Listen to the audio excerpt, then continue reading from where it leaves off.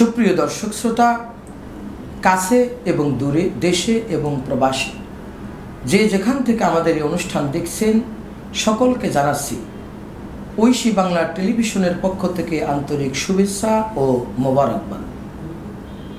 আমাদের এই টেলিভিশনের মাধ্যমে ইসলামিক অনুষ্ঠান এসো আল্লাহর পথে অনুষ্ঠান থেকে ইসলাম ধর্মের মানব ঘনিষ্ঠ বিভিন্ন গুরুত্বপূর্ণ বিষয় নিয়ে আমরা আলোচনা করে থাকি। আজকে যেই বিষয়টি নিয়ে আমরা আপনাদের মাঝে উপস্থিত হয়েছি, সেই বিষয়টি হলো শাফায়াত কি। রাসূল সাল্লাল্লাহু আলাইহি সাল্লাম ব্যতীত অন্য কেউ শাফায়াত করতে পারবে কি? এই গুরুত্বপূর্ণ বিষয়টি নিয়ে আলোচনার উদ্দেশ্যে দেশ বরেণ্য দুইজন আলেম আমাদের স্টুডিওতে উপস্থিত হয়েছে। আসুন সর্বপ্রথম আপনাদের সাথে তাদেরকে পরিচয় করিয়ে দিচ্ছি। আমাদের সাথে আছেন দেশ বরেণ্য আলেম, মিডিয়া ব্যক্তিত্ব, বহু প্রতিষ্ঠানের সাথে যিনি জড়িত, দারুল আমান জামে মসজিদের সম্মানিত খতিব উত্তরা ঢাকা এবং দিনিয়া একাডেমি বসুন্ধরা কেরানীগঞ্জ একটি প্রতিষ্ঠানের যিনি রাইসুল মুদির, হযরত মাওলানা লোকমান সাইফি সাহেব। আসসালামু আলাইকুম ওয়া রাহমাতুল্লাহি ওয়া বারাকাতুহু। এবং আমাদের সাথে আরও রয়েছেন হযরত মাওলানা হুসাইন বাহাদুর সাহেব, প্রিন্সিপাল দারুস সুন্নাহ দিনিয়া একাডেমি বসুন্ধরা কেরানীগঞ্জ। আসসালামু আলাইকুম ওয়া রাহমাতুল্লাহি ওয়া বারাকাতুহু। সম্মানিত দর্শক শ্রোতা, আসুন আমরা এই গুরুত্বপূর্ণ বিষয়টি সম্মানিত দুইজন আলোচক আমাদের সামনে উপস্থিত আছেন, তাদের কাছ থেকে আমরা জেনে নিব যে শাফায়াত আসলে কি। আমরা জানি কিয়ামতের ময়দানে রাসূল সাল্লাল্লাহু আলাইহি সাল্লাম গুনাহগার পাপী বান্দাকে শাফায়াত করে জাহান্নাম থেকে বাঁচায়াও তিনি জান্নাতে পৌঁছে দিবেন। এই শাফায়াতের কাণ্ডারি রাসূল পাক সাল্লাল্লাহু আলাইহি সাল্লাম, তিনি ছাড়াও কি অন্য কেউ শাফায়াত করতে পারবে কিনা, এই বিষয়ে আমরা একটি গুরুত্বপূর্ণ বিষয় আজকে মাওলানা হুসাইন বাহাদুর সাহেবের কাছ থেকে জানতে চাই যে শাফায়াত বলতে আমরা কি বুঝি। যারা শাফায়াত বিশ্বাস করে না তাদের ব্যাপারে আমাদের কি জবাব? সম্মানিত উপস্থাপক, আপনাকে আন্তরিক মোবারকবাদ। একটি গুরুত্বপূর্ণ বিষয়ের উপরে সওয়াল হয়েছে, যেটা আমরা শাফায়াত সম্পর্কে বিস্তারিত আমরা শুনব। যেহেতু শাফায়াত নিয়ে অনেকের ভিতরে ইখতিলাফ আছে, অনেকে আমরা মনে করি যে শাফায়াত কেউ করতে পারবে না কিংবা শাফায়াতের সুযোগ নাই, এভাবে আমাদের মাঝে এটা নিয়ে একটা ইখতিলাফ। বিষয়টা আসলে জিনিসটা ইখতিলাফের কিছু না। শাফায়াত মূলত জিনিসটা হচ্ছে গুনাহগার উম্মতদেরকে গুনাহ মাফ করে জান্নাতে নেওয়ার যে আবেদন, এই আবেদনটাই মূলত শাফায়াত। মানে শাফায়াত মানে হলো সুপারিশ করা। জি, আল্লাহ পাকের দরবারে সুপারিশ করে গুনাহগার উম্মতদেরকে, আল্লাহর বান্দাদেরকে জান্নাতে নেওয়ার যে আবেদন, এটাই সুপারিশ, এটাই শাফায়াত। আর এই শাফায়াত অনেকে যারা বিশ্বাস করে না, তারা বিশ্বাস না করার পিছনে কিছু দলিল দেয়, ফামা তাফাহুম শাফাআতুশ শাফিঈন, যে তাদের জন্য কোনো সুপারিশকারী, সাহায্যকারী নাই, কিংবা এই ধরনের অনেক দলিল তারা পেশ করেন। কিন্তু মূলত এই দলিলগুলি হচ্ছে যারা কাফের, যারা এদের ব্যাপারে, কাফেরদের ব্যাপারে যে আয়াতগুলি আল্লাহ বলছেন যে এদের কোনো সুপারিশকারী নাই, এদের সন্তান কোনো কাজে লাগবে না, এদের অর্থ সম্পদ, এদের কোনো সাহায্যকারী নাই, মূলত এই দলিলগুলি তারা মুমিনদের ব্যাপারে এটা বলতে চায় যে এখানে কোনো শাফায়াতের সুযোগ নাই। এই ব্যাপারে যেই কথাগুলো এসেছে কাফেরদের ব্যাপারে, সেই কথাগুলো এরা মুমিনদের ব্যাপারে বলে চালিয়ে দিচ্ছে। এই জন্য ইমাম বুখারী রাহমাতুল্লাহ আলাইহি হযরত ওমর রাদিয়াল্লাহু থেকে বর্ণনা করেছেন, ওয়া কানা ইবনে ওমর ইয়ারাহুম শিরারা খলকিল্লাহ। হযরত ওমর রাদিয়াল্লাহু, বুখারীর ভিতরে আলোচনা আসছে যে এদেরকে, যারা এভাবে শাফায়াতকে অস্বীকার করে, এদেরকে আল্লাহর সবচেয়ে নিকৃষ্ট সৃষ্টি বাকলুক বলে তিনি বর্ণনা করেছেন। যেহেতু যে কাফেরদের ব্যাপারে যে কথাগুলি, এই কথাগুলি মুমিনদের ব্যাপারে তারা আনার ব্যাপারে এই জন্যে তিনি এখানে নিকৃষ্ট বলে উল্লেখ করেছেন। আর আহলে সুন্নাত ওয়াল জামাতের আকীদা শাফায়াতের ব্যাপারে আশ-শাফাআতু হাক্কুন সাবিতুন, যেহেতু আমাদের আহলে সুন্নাত ওয়াল জামাতের আকীদা শাফায়াত সত্য এবং নবী রাসূলগণ কিয়ামতের ময়দানে শাফায়াত করবেন, সুপারিশ করবেন উম্মতদেরকে, আমরা এটা বিশ্বাস করি। যারা বিশ্বাস করে না, রাসূল পাক সাল্লাল্লাহু আলাইহি ওয়াসাল্লাম বলছেন যারা শাফায়াতকে মানে না তারা আল্লাহ রাসূলের শাফায়াত পাবে না কিয়ামতের ময়দানে। অতএব সম্মানিত উপস্থাপক, আমরা কোরআন সুন্নাহর দিকে দৃষ্টি দিলে আমরা স্পষ্ট দেখতে পারি যে রাসূল পাক সাল্লাল্লাহু আলাইহি ওয়াসাল্লাম হাশরের ময়দানে সুপারিশ করবেন এবং অন্যান্য নবী রাসূল সুপারিশ করবেন। কিয়ামতের ময়দানে গুনাহগার উম্মতদেরকে সুপারিশ করে করে তারা জান্নাতে নিয়ে যাবেন। অতএব যারা শাফায়াতকে বিশ্বাস করে না তাদের ব্যাপারে আমাদের বক্তব্য যে কাফেরদের ব্যাপারে যেই দলিলগুলি পেশ করা হয়েছে আয়াত, এগুলি মোমেনদের ব্যাপারে এটা সিদ্ধান্ত না। অতএব আমরা হয়তো বোঝার ব্যাপারে আমাদের ত্রুটি, কিন্তু শাফায়াত অবশ্যই বিশ্বাস করতে হবে এবং আল্লাহ রসুল শাফায়াত করবেন। এটা আহলে সুন্নাত ওয়াল জামাতের আকীদা যে আশ-শাফাআতু হাক্কুন সাবিতুন, শাফায়াত সত্য এবং এটা কোরআন সুন্নাহ দ্বারা সাব্যস্ত। অতএব এটা অস্বীকার করার কোনো সুযোগ আমাদের নাই। ধন্যবাদ সম্মানিত আলোচক, সুন্দরভাবে আপনি শাফায়াতের বিষয়ে আমাদেরকে বললেন। সম্মানিত বিজ্ঞ আলোচক হযরত মাওলানা লোকমান সাইফি সাহেব, আমি আপনার কাছে জানতে চাচ্ছি শাফায়াত কত প্রকার হতে পারে? রাসূল সাল্লাল্লাহু আলাইহি ওয়াসাল্লাম ব্যতীত অন্য কেউ শাফায়াত করতে পারবে কি? এই বিষয়ে যদি আপনি কিছু কোরআন হাদিসের দৃষ্টিতে বলতেন। সম্মানিত বিজ্ঞ ও প্রাজ্ঞ, দক্ষ, বিচক্ষণ এবং সম্মানিত উপস্থাপক আলহাজ সাব্বির আহমেদ উসমানী ভাই, চমৎকার একটি বিষয় আপনি আলোকপাত করেছেন। শাফাত মানে হচ্ছে রিকমেন্ডেশন, সুপারিশ। জান্নাত জাহান্নামের মালিক হচ্ছে আল্লাহ তাআলা। কে জান্নাতে যাবে এবং জান্নাতে যাওয়ার ব্যাপারে আমাদের সুপারিশ দরকার হয়। যেমন সুপারিশের ভিতরে আমরা জানি কোরআন সুপারিশ করবে, রোজা, রমজান রোজা সুপারিশ করবে এবং নবী করিম সাল্লাল্লাহু আলাইহি সাল্লাম সুপারিশ করবে। নবী করিম সাল্লাল্লাহু আলাইহি সাল্লাম ছাড়াও কি আরও অনেক সুপারিশের যারা করতে পারবেন তাদেরকে ইখতিয়ার আল্লাহ দিবেন, সে বিষয়গুলো আমরা জানি। তো সাধারণত শাফায়াত কত প্রকার? শাফায়াত প্রথমত আমরা যদি ধরি দুই প্রকার। শাফায়াতে কুবরা, শাফায়াতে সুগরা। কুবরা এবং সুগরা।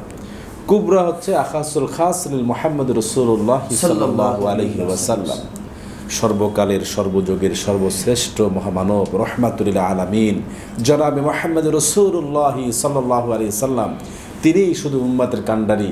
উম্মতের জন্য তিনি শাফায়াত করবেন, শাফায়াতের জন্য সুপারিশ করার জন্য একবার দৌড়ে জান্নাতের দিকে যাবেন, একবার জাহান্নামের দিকে যাবেন। এইভাবে শুধু তার ভিতরে অস্থিরতা কাজ করবে যে আমার একটা উম্মত জাহান্নামে ফেরেশতারা নিয়ে যাচ্ছে কিনা এটা দেখবেন। তিনি যেতে যেতে এভাবে দেখবেন যে এক উম্মতকে ধরে শিকল বেঁধে তাকে জাহান্নামের দিকে নিয়ে যাওয়া হচ্ছে। রাসূলুল্লাহ সাল্লাল্লাহু আলাইহি ওয়াসাল্লাম প্রতিমধ্যে তাদেরকে দাঁড়াবেন এবং দাঁড় করাবেন, বলবেন যে কোথায় নিয়ে যাচ্ছ? বলবেন যে তাকে আমরা, তার ফয়সালা হচ্ছে জাহান্নাম, তাই জাহান্নামে নিয়ে যাচ্ছি। আল্লাহু আকবার। নবী সাল্লাল্লাহু আলাইহি ওয়াসাল্লাম বলছেন যে সে তো আমার উম্মত, তার আমল নামাটা একটা মাপা হোক আমার সামনে। নবী সাল্লাল্লাহু আলাইহি ওয়াসাল্লামের সামনে যখন আমল নামা মাপা হবে, দাড়ি পাল্লা যখন এরকম ধরা হবে তার আমল নামাটা, তখন সে আমল নামার দাড়ি পাল্লার ডান দিকে রাসূল সাল্লাল্লাহু আলাইহি ওয়াসাল্লাম তার শাহাদাতের আঙ্গুল দিয়ে ইশারা করবেন। ইশারা করার সাথে সাথে হাত মোবারক টাচ করবেন, সাথে সাথে সেই নেকির পাল্লাটা ভারী হয়ে যাবে। সুবহানাল্লাহ। এরপরে রাহমাতুল আলামিন তাকে সেই শিকল বাঁধা অবস্থায় সে জাহান্নামীকে আল্লাহ তাআলার উম্মত, রাসূল সাল্লাল্লাহু আলাইহি ওয়াসাল্লামের উম্মত হওয়ার কারণে তাকে সেখান থেকে রিকমেন্ডেশন করে, সুপারিশ করে, শাফায়াত করে জান্নাতের দিকে তাকে পৌঁছে দিবেন। সুবহানাল্লাহ। কি জাতের নবী আমরা পেয়েছি, কি জাতের নবীর উম্মত আমরা হয়েছি, আলহামদুলিল্লাহ। হাজার বছর সিজদায় পড়ে থাকলেও এর শুকরিয়া আদায় হবে না যে এমন একজন কত নবী রাসূল এই নবীর উম্মত হতে চেয়েছে। কিয়ামতের ময়দানে সব নবীরাই শুধু নিজের নফসের জন্য নিজেকে নিয়ে ব্যস্ত থাকবে, নিজেকে বাঁচানোর জন্য ইয়া নফসি ইয়া নফসি করবে, কিন্তু আমাদের প্রিয় নবীজি আমাদের জন্য ইয়া হাবলি উম্মতি ইয়া হাবলি উম্মতি ইয়া হাবলি উম্মতি। কাজেই শাফায়াতুল কুবরা হচ্ছে আখাসুল খাস মোহাম্মদ রসুল্লাহ, আখাসুল খাস লিল মোহাম্মদ রসুল্লাহ সাল্লাল্লাহু আলাইহি ওয়াসাল্লাম। আর শাফায়াতে কুবরা এটা হচ্ছে শাফায়াতে সুগরা। এই সুগরাটা হচ্ছে যেমন কোরআন সুপারিশ করবে, রোজা সুপারিশ করবে, আলেম সুপারিশ করবে, হাফেজ সুপারিশ করবে, আল্লাহর খাঁটি বান্দা ওলিয়া উলিয়া যারা রয়েছে তারা সুপারিশ করবেন। এইভাবে আমরা সুপারিশকারীদের অনেকদের পাই। এমনকি ভালো আমলও সুপারিশ এবং ভালো আমল তো আছে। এবং আমি এখানে আমি বলতে চাচ্ছি যে সূরা হজের ভিতরে একটি আয়াত আছে আপনার আরজালিল উমুর, অর্থাৎ মানে বার্ধক্যজনিত কারণ যখন হয়ে যায় রাসূল সাল্লাল্লাহু আলাইহি ওয়াসাল্লাম উমুর থেকে পানা চাইতেন। এই আয়াতের ব্যাখ্যায় আসছে যে ব্যক্তি বালেগ হওয়ার পর থেকে ইমানের উপরে 70 বছর পর্যন্ত অবিচল ছিলেন, ইস্তেকামত ছিলেন, 80 বছর পর্যন্ত ছিলেন, এই ব্যক্তির যে সমস্ত কাজ না করলে তার আমলনামায় এগুলো অটো অ্যাড হয়ে যাচ্ছে। যেমন সে ব্যক্তি বৃদ্ধ বার্ধক্যজনিত অবস্থায় থাকার কারণে সে জানাজা অ্যাটেন্ড করতে পারছে না, রোগী দেখতে যেতে পারছে না, ভালো কোনো কাজ করতে পারছে না, কিন্তু সেই আমলগুলোর না করার কারণেও তার আমলনামায় অটো সওয়াব হতে থাকে, সুবহানাল্লাহ। এবং সে ব্যক্তি পরিপূর্ণভাবে নামাজ আদায় করতে পারছে না, কিন্তু মাদুম তাহাইয়া, এখানে বলা আছে যে আকিমুস সালাত আতুজ যাকাত মাদুম তাহাইয়া, যেখানেই থাকো যেভাবেই থাকো নামাজ তোমাকে পড়তে হবে। কিন্তু এই বার্ধক্যজনিত কারণে তিনি মসজিদে গিয়ে নামাজ জামাতের সাথে আদায় করতে পারেন না, কিন্তু নামাজ না পড়তে না পারার কারণেও তার আমলনামায় এই জামাতের সওয়াব তার আমলনামায় লেখা হবে, সুবহানাল্লাহ। এবং শুধু তাই নয়, এই ব্যক্তিকে আল্লাহ রাব্বুল আলামিন উপাধি দেবেন আসিরুল্লাহু ফিল আরদ, তাকে এই সুপারিশকারী, তার পরিবার পরিজনদের জন্য তিনি এই ব্যক্তির সুপারিশকারী হবেন। যেমন আমার দাদা, আমার বাবা, তিনি 80 বছর মধ্যে ইমানের উপর অবিচল ছিলেন, যার কারণে এবার সে ভালো কাজ করেছেন, কিন্তু বার্ধক্যজনিত কারণে তিনি ভালো কাজ আর অ্যাটেন্ড করতে পারছেন না, কিন্তু অটো সব পাচ্ছেন। এবং কিয়ামতের ময়দানে পরিবারে আমরা যারা রয়েছি আমাদের জন্য তিনি সুপারিশকারী হিসাবে তারা সিলেক্টেড করা হবে, সুবহানাল্লাহ। তাহলে আমরা কি পেলাম? শাফায়াত নবী সাল্লাল্লাহু আলাইহি ওয়াসাল্লামের জন্য খাস, এটা শাফায়াতে কুবরা, আর খাস রাসূল সাল্লাল্লাহু আলাইহি ওয়াসাল্লামের জন্য, আর সুগরা যেটা, এটা আমরা অনেক অপশন আমরা পেলাম। যেমন হাফেজ, পীর, ওলিয়া উলিয়া, এই যে ওলিয়া উলিয়াগণ তারাও পারবেন, ঠিক আছে। তো এখানে একজন আলেম 40 জনকে সুপারিশ করার এখতিয়ার তাকে নাকি দেওয়া হবে, হাদিস প্রমাণ করেছে। একজন হাফিজে কোরআন তিনি 10 জনকে সুপারিশ করার সেই এখতিয়ার তাকে দেওয়া হবে। একজন আসিরুল্লাহ ফিল আরদ পরিবারের যিনি প্রধান তিনিও তার পরিবারের লোকজন জন্য সুপারিশ করতে পারবেন। এরপরে কোরআন সুপারিশ করবেন, রোজা সুপারিশ করবেন, তাহলে পীর আউলিয়া যারা আছেন তারা সুপারিশ করবেন। তাহলে সুপারিশকার হিসেবে অনেকদেরকেই আমরা পেলাম। তো এখন করণীয়টা কি? করণীয় হচ্ছে এই সবার সাথেই আমাদের যেন ভালো ব্যবহার হয় দুনিয়াতে, যার সাথে যার মহাব্বত তার সাথে তার কিয়ামত।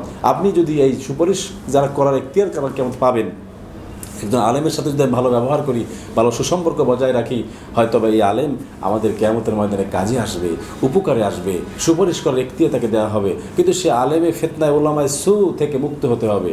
ফিতনায় উলামায়ে সু অর্থাৎ যারা ঘৃণিত নিকৃষ্ট আলেম, তাদেরকে তো আল্লাহ প্রথমেই জাহান্নামে নিক্ষেপ করবেন। আল্লাহ তুমি আমাদেরকে সেই জাতের আলেম থেকে হেফাজত করো, এবং দুনিয়াবি আলেম থেকে হেফাজত করো। আখিরাতমুখী আল্লাহর সন্তুষ্টির জন্য যারা এলেম দিন শেখে এবং আমল করে, তারাই সেই জাতের আলেম যেন আমরাও হতে পারি, এবং আমরা সেই জাতের আলেমদের সাথে সম্পর্ক করতে পারি। আল্লাহ আমাদের তৌফিক কামনা করছি। জি, ধন্যবাদ সম্মানিত আলোচক। একটা জিনিস আপনার কথা থেকে উঠে আসছে, সেটা হলো যে একজন কোরআনের হাফেজ 10 জন ব্যক্তিকে শাফায়াত করতে পারবে, কিন্তু আমরা দেখতেছি যে এমনও হাফেজ বর্তমানে আছে যাদের চরিত্র খুবই নিকৃষ্টতম। এরা তো নিজেদের জন্যই নিজেরা কাফি না, তারা হচ্ছে আরেকজনকে কীভাবে শাফায়াত করবে? তাহলে আপনার যে কথাটা, যে আলেমে সু যারা, সে আলেম হোক, কারি হোক, মুফতি হোক, হাফেজ হোক, একজন মাওলানা হোক, একজন বড় মসজিদের ইমাম বা খতিবও যদি হয়, তার নিজের চরিত্র যদি ঠিক না থাকে, তাহলে এই ব্যক্তি শাফায়াত করবে দূরের কথা, তার নিজেকে নিয়ে নিজে পার হওয়া বড় কষ্টকর হয়ে যাবে। এই জন্য আমাদের প্রত্যেকের, আলেম হোক আর একজন সাধারণ মানুষ হোক, আমাদের প্রত্যেকের হুসনুল খালক, উত্তম চরিত্রের অধিকারী আমাদেরকে হতে হবে।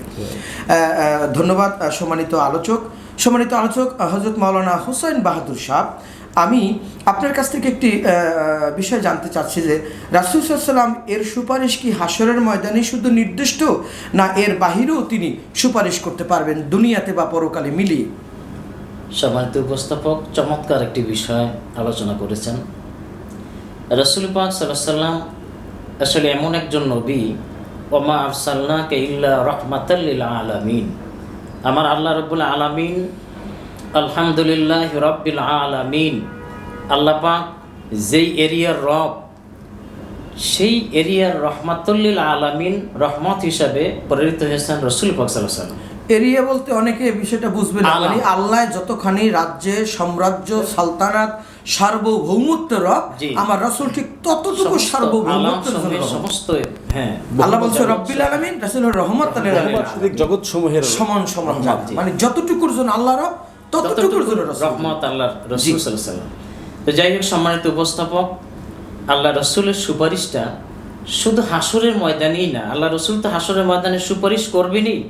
আমার আগে সম্মানিত আলোচক বলছেন রাসূল পাক সাল্লাল্লাহু আলাইহি ওয়াসাল্লাম এক দৌড়ে মিজানে চলে যাবেন, এরপরে তিনি এক দৌড় দিয়ে জাহান্নামের গেটে চলে যাবেন, পুলসিরাতে চলে যাবেন, যে আমার কোনো উম্মত জাহান্নামে ফেরেশতারা নিয়ে যায় কিনা। তখন তো নবীজি সুপারিশ করবেনই, এটা তো স্পষ্ট। কিন্তু আমার নবী কেমন? যখন আমার নবী দুনিয়ায় আগমন করেন নাই, সর্বপ্রথম আমার নবীর সৃষ্টি, কিন্তু আগমনের দিক থেকে সর্বশেষ। তাই আল্লাহ রসুল যখন দুনিয়ায় আগমন করেন নাই, আদম আলাইহিস সালাম 360 কিংবা 350 বছর যখন কান্নাকাটি করলেন, দোয়া চাইলেন, যখন রসুল পাক সাল্লাল্লাহু আলাইহি সাল্লামের নামের উসিলা দিলেন, তখনও আল্লাহ রসুল দুনিয়া আগমন করেন নাই। কিন্তু এই নামের উসিলা আল্লাহ রাব্বুল আলামিন আদম আলাইহিস সালামের দোয়া কবুল করলেন। তো এই যে নবীজির নাম, এটা একটা সুপারিশের সাপোর্ট।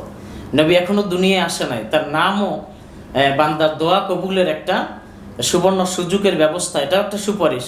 এরপরে নবীজির জীবদ্দশায় হযরতে আবু লুবাবা অত্যন্ত একজন সরল সোজা সাহাবী ছিলেন। তো কাফের মুশরিকরা আবু লুবাবাকে জিজ্ঞেস করেছেন যে মুসলমানদের শক্তি কেমন যুদ্ধের ব্যাপারে। তিনি হাত দিয়ে না, মুখ দিয়ে না বলে হাত দিয়ে দেখিয়ে দিলেন। তো দেখানোর পরে ইনি চিন্তা করলেন যে এই কাজটা তো আমি ঠিক করি নাই, যেহেতু মুসলমানদের গোপন শক্তির কথাটা আমি কাফের মুশরিকদেরকে বলে দিলাম।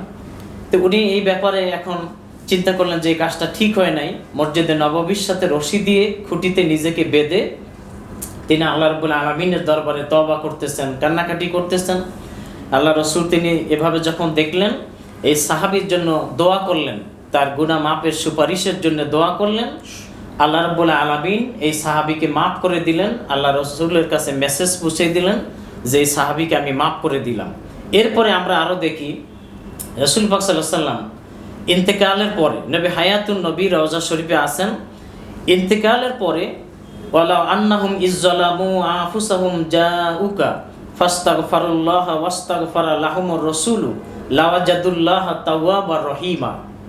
সূরাতুন নিসা 64 নম্বর আয়াতে, এই আয়াতের ইবনে কাসিরের ভিতরে তাফসিরে একটা ঘটনা উল্লেখ করেছেন যে এক বেদুইন তিনি চিন্তা করলেন যে আল্লাহ রাব্বুল আলামিন আয়াত নাজিল করেছেন, যদি কেউ নিজের নফসের উপরে ওয়ালা আন্নাহুম ইজ্জালামু আনফুসাহুম জাউকা, জুলুম অত্যাচার করে, গুনাহ করে, যদি আল্লাহ রসুলের দরবারে আগমন করেন এবং সেখানে আগমন করে আল্লাহ রাব্বুল আলামিনের কাছে যদি ক্ষমা চান আর নবী যদি একটু সুপারিশ করে দেন, আল্লাহ রাব্বুল আলামিন তাকে তার তওবা কবুল করবেন, আল্লাহকে ক্ষমাকারী হিসাবে পেয়ে যাবেন। এখন এই বেদুইন আল্লাহ রসুলের সাথে তিনি সোহবাতে আসছেন, দেখা করার জন্য তার সুবিধা অসুবিধার কথাগুলি বলবেন। কিন্তু আল্লাহ রসুলের তখন এসে দেখেন যে আল্লাহ রসুল 3 দিন আগে ইন্তেকাল করেছেন, নবীজি রওজা শরীফে চলে গেছেন। তো তখন তো এত মিডিয়া ছিল না, মোবাইল ছিল না, অনেক দূরের লোকজন এটা জানতে পারেনি।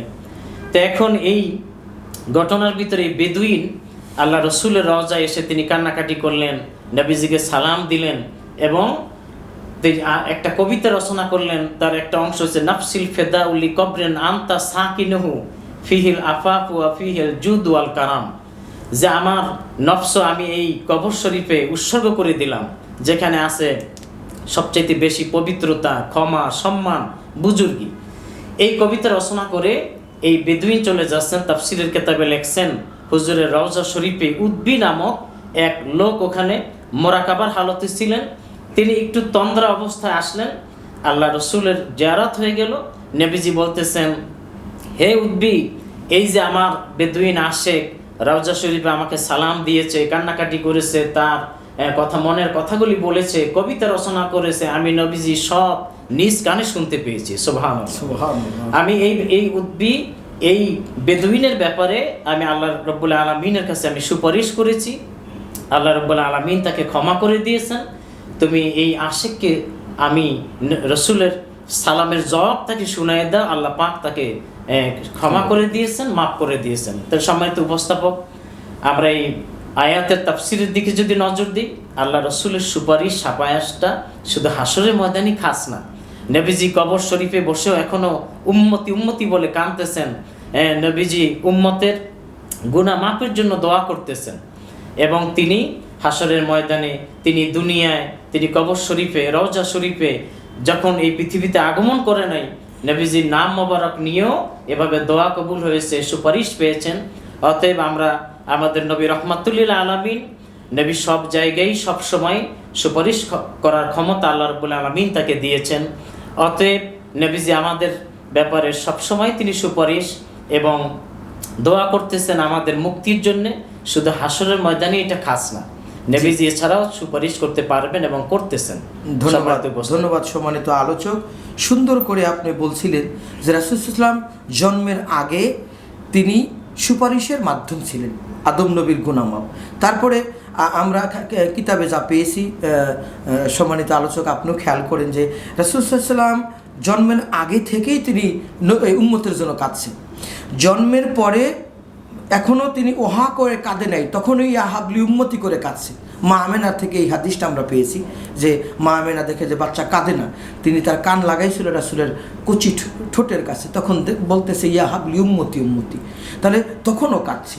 63 বছর জিন্দিগিতে তিনি কাছে পাহাড়ের গুহায় মধ্যে গিয়া উম্মতি বলে কাছে, যেখানে ইমাম হাসান হোসেনের কোরবানির বিনিময়ে মা ফাতেমা এখান থেকে বের করে নিয়ে আসছিল, হযরত আবু বকর ওমর পারেনি। এরপরে আপনার হাদিস থেকে আমরা বুঝতে পারতেছি যে রাসূল সাল্লাল্লাহু আলাইহি ওয়াসাল্লাম রওজা মোবারকে এখনও বান্দার জন্য সুপারিশের কাজ করতেছে, এবং কিয়ামতের ময়দানেও তিনি বান্দার জন্য সুপারিশের কাজ করবে। যেমন হাদিসের মধ্যে এসেছে যে হাসরবাসীরা হাসরের ময়দানে পেরেশান হইয়া আদম নবীর কাছে যাবে, তাকে বলবে আমাদের জন্য সুপারিশ করেন। তিনি বলবেন আমি একটা ভুল করেছি, পারবো না। সংক্ষেপে বলছি, হযরত ইব্রাহিম নবীর কাছে যাবে, তিনি বলবে আমি একটা ভুল করেছি, আমি বলছিলাম ইন্নী সাকিব, তুমি আমি অসুস্থ, আসলে সে মানসিক অসুস্থ ছিল, শারীরিক না, একটু ভুলের কারণে আমি আল্লাহর কাছে লজ্জিত, আমি আজকে পারবো না। মুসা নবী না জেনে একটা কিপ্তিকে থাপ্পড় দিয়েছিল, সে লোকটা মারা গিয়েছিল, এই কারণে সে লজ্জিত, সে পারবে না। এরপরে হযরত ঈসা নবী, সে বলবে আমিও পারবো না, তার কাছে হাসরবাসীরা যাবে, আমাকে সুপারিশ করেন আমাদেরকে, বলবে যে না, মানুষ আমাকে আল্লাহর বেটা হিসেবে বলছে, আমি লজ্জিত, আজকে আমি সাহস নাই, আল্লাহ হলে আজকে কাহার এই রূপে তার সামনে যাওয়ার ক্ষমতা নাই। তখন হাসরবাসীরা মানে ওই নবী দেখাই দিবে যে তোমরা যাও হযরত মুহাম্মদ সাল্লাল্লাহু আলাইহি ওয়াসাল্লামের কাছে যাও। তার কাছে যাওয়ার পরে তিনি সব জায়গায় ঘুরে ঘুরে শেষ পর্যন্ত আরশের নিচে গিয়ে সেজদায় পড়ে যাবে, সেজদায় পড়ে কাঁদতে থাকবে। রব্বুল আলামিন বলবে হে হাবিব, আপনি জন্মের আগে কেঁদেছেন, জন্মের পরে কেঁদেছেন, দুনিয়াতে কেঁদেছেন, রওজায় কেঁদেছেন, আজকে কিয়ামতের ময়দান আমি আপনাকে আর কাঁদতে দেব না, আপনি দয়া করে মাথা উঠান, আপনি সাফায়াত করুন, আমি আল্লাহ আপনার সাফায়াত কবুল করে নিব। আল্লাহ রাব্বুল আলামিন তখন নবীকে সাফায়াত করার জন্য নির্দেশনা দিলে নবী সাফায়াত করে জাহান্নামের বান্দাগুলোকে জান্নাতে নিতে শুরু করবে। কোটি কোটি উম্মতে মুহাম্মাদিকে আল্লাহ রসুল এইভাবে সাফায়াত করে জান্নাতে নিয়ে যাবে। তো সম্মানিত বিজ্ঞ আলোচক হযরত মাওলানা লোকমান সাইফি সাহেব, আমি আপনার কাছ থেকে সর্বশেষ প্রশ্ন জানতে চাচ্ছি যে আল্লাহর অনুমতি ব্যতীত কেউ সাফায়াত করতে পারবে কি? সম্মানিত উপস্থাপক, ধন্যবাদ আপনাকে। চমৎকার একটা প্রশ্ন। আল্লাহর অনুমতি তো লাগবেই। মান যাল্লাযী ইয়াশফাউ ইনদাহু ইল্লা বিইযনিহি, কে আছে এমন আল্লাহর অনুমতি ব্যতীত সুপারিশ করবে আল্লাহর কাছে? কেন আল্লাহ তাআলা রহিম এবং রহমান। ও রহিম হচ্ছেন আখাসুল খাস, কিয়ামতের ময়দানে মোমেনদের জন্য। জি। আর রহমান হচ্ছে দুনিয়ার সকল মানুষের জন্য, সকল প্রাণী জগতের জন্য, উদ্ভিদ জগতের জন্য, সকল কিছুর জন্যই তিনি রহমান, দয়ালু, এই দুনিয়াবাসীর জন্য। একটা হাদিস স্পষ্ট রয়েছে, সহিহ হাদিস, যে দুনিয়াটা এতটা নগণ্য আল্লাহর কাছে, যদি আল্লাহর কাছে একটা শুকনো মশার মানে মরা মশার ডানার সমতুল্য মর্যাদা আল্লাহ দিতেন, তাহলে কাফের মুশরিকদেরকে এক ডোক পানি ওদিকে দিতেন না। তার মানে দুনিয়াটা আল্লাহর কাছে খুবই নগণ্য, মানে মশার পাকের চাইতে হায়াতুদ দুনিয়া ইল্লা লাহমুন ওয়া লাইবুন ওয়া ইন্নাদ দারুল আখিরাতু লাহিউল হায়াওয়ান লাউ কানু ইয়ালামুন। আল্লাহ কি জাতের কথা বললেন! দুনিয়া হচ্ছে নিছক খেল তামাশার জায়গা ছাড়া আর কিছুই না। খুবই নগণ্য। আসল প্রকৃত আবাসস্থল হচ্ছে আখেরাত। আহারে, মানুষগুলো যদি জানতো, যদি উপলব্ধি করতো যে দুনিয়া কিছুই না, দুনিয়া কিছুই না। আল্লাহ রাব্বুল আলামিন এক জায়গায় বলেছে যে তোমাদেরকে স্বর্ণ, রূপা, গবাদি পশু, খনিজ সম্পদ, ক্ষেত খামার, নারী এদি সব কিছু দিয়েছি তোমাদের ভোগ্য বস্তু হিসাবে। তার মানে আল্লাহ সব দামি দামি জিনিস দেখায় বলো যে এদের জন্য তোমরা পাগল হইয়া ভুলে যায় না, এর চাইতে উত্তম কিন্তু আমার কাছে তোমার আছে। সূরা আল ইমরানের 16 নম্বর আয়াতে আল্লাহ তাআলা বলছেন, কাজেই এই দুনিয়াটা হচ্ছে এগুলো শুধু খেল তামাশার জায়গা, নগণ্য। এখন আসল হচ্ছে আখেরাত। সে আখেরাতের জন্য আমাদের তৈরি হতে হবে। সেখানে যদি সুপারিশ প্রীতি, সেইখানে আল্লাহ থাকবেন রহিম মোমিনদের জন্য এবং সকলের জন্য কহার হয়ে যাবেন। সেই অবস্থা আল্লাহর যে এতটা মানে ভাব গাম্ভীর্য এবং এতটা কহার এবং কঠিন এবং রাগান্বিত থাকবেন, হিসাবে সেই মুহূর্তে কেউ সুপারিশ করার পারমিশন পাবে না। শুধুমাত্র প্রথমে নবী সাল্লাল্লাহু আলাইহি ওয়াসাল্লাম, একটু আগে আপনি যেটা বললেন, রাসূল করিম সাল্লাল্লাহু আলাইহি ওয়াসাল্লাম সেজদায় অবনত থাকবেন, কাঁদতে থাকবেন অর্থাৎ আরশ আজিমের নিচে সেখানে। তো আল্লাহ তাআলা মাথা উঠাতে বলবেন এবং তার এই কান্না দেখে বলবেন যে আপনি অনেক কেঁদেছেন, এখন আর কান্নার দিন না, আপনি সুপারিশ করুন। এই যে প্রথম পারমিশন নবী সাল্লাল্লাহু দেওয়া হবে, এই যে কুবরা, যেটা পারমিশনে কুবরা। তো এই গ্রেট পারমিশনটা যখন পাবেন, তারপর আস্তে আস্তে অন্যদের জন্য পারমিশনটা অটোমেটিকলি এসে যাবে। তো এটা আমরা জানি যে এই পারমিশন আল্লাহ তাআলার অনুমতি ছাড়া কেউ দিতে পারবে না, কারো এখতিয়ার থাকবে না। যত বড়ই বুজুর্গ হন না কেন, যত বড় পীর মাশায়েখ হন না কেন, পারমিশন আপনি পাবেন না। যদি আল্লাহ পারমিশন না দেন, আপনি এই সুপারিশ করা এই কার্যটি করতে পারবেন না। সুপারিশ প্রথমে আল্লাহ তাআলা রাসূল সাল্লামকে দিবেন, তারপরে অন্যদেরকে সে এখতিয়ার দেওয়া হবে। আল্লাহ তো কিয়ামতের ময়দানে হাকিম, বিচারক। আপনি সাধারণত দেখেন একটা জজ কোর্ট, হাইকোর্ট, সুপ্রিম কোর্ট, এই কোর্টের একজন জাস্টিস, বিচারক, তিনি একজন আসামি, বাদী বিবাদীর উভয় পক্ষের উকিলের ওকালত নামায় তিনি সিগনেচার করে, তাদেরকে অনুমতি দেওয়ার পরে আসামি বাদী বিভাগীর পক্ষে উকিল দাঁড়িয়ে কথা বলে। তার মানে যতক্ষণ এখানে সিগনেচার না হবে, এর পক্ষে উকিলও কথা বলতে পারবে না। হঠাৎ করে রাস্তার একটা লোক ঢুকে কি এখানে গিয়ে দাঁড়িয়ে আসামির পক্ষে কথা বলতে পারবে? এটা অ্যালাউ না। তাহলে দুনিয়ার নিয়মেই দেখা যায় যে একজন হাকিম, বিচারকের অনুমতি ছাড়া একজন উকিল পর্যন্ত যেখানে কথা বলতে পারে না, সেখানে কিয়ামতের ময়দানে বিশ্ব সুপ্রিম কোর্ট না, হাইকোর্ট না, বিশ্ব মানে আদালতের যিনি হাকিম, সে আল্লাহ রাব্বুল আলামিনের অনুমতি ছাড়া পৃথিবীর কেউ সুপারিশ করতে পারবে না। এটাই সত্য কথা। জি, সম্মানিত আলোচক, বিজ্ঞ দুইজন আলোচকের কাছ থেকে অত্যন্ত গুরুত্বপূর্ণ, তাৎপর্যপূর্ণ এবং শিক্ষণীয় বিষয় আমরা এতক্ষণ শুনতেছিলাম। সম্মানিত দর্শক শ্রোতা, আমাদের আজকের বিষয় ছিল সাফায়াত কি, রাসূল সাল্লাল্লাহু আলাইহি ওয়াসাল্লাম ব্যতীত অন্য কেউ সাফায়াত করতে পারবে কি। আমরা চমৎকারভাবে এই সাফায়াতের বিষয়গুলো নিয়ে এতক্ষণ কথা শুনতেছিলাম। তো আমরা আজকে যে আলোচনাগুলো আপনাদের মধ্যে উপস্থাপন করলাম, আশা করি আপনারা সকলে আলোচনাগুলো শুনবেন এবং হৃদয়ঙ্গম করার জন্য প্রচেষ্টা করবেন এবং আমলে নেওয়ার জন্য চেষ্টা করবেন। সম্মানিত দর্শক শ্রোতা, দেখতে দেখতে আমরা অনুষ্ঠানের সর্বশেষ প্রান্তে পৌঁছে গেছি।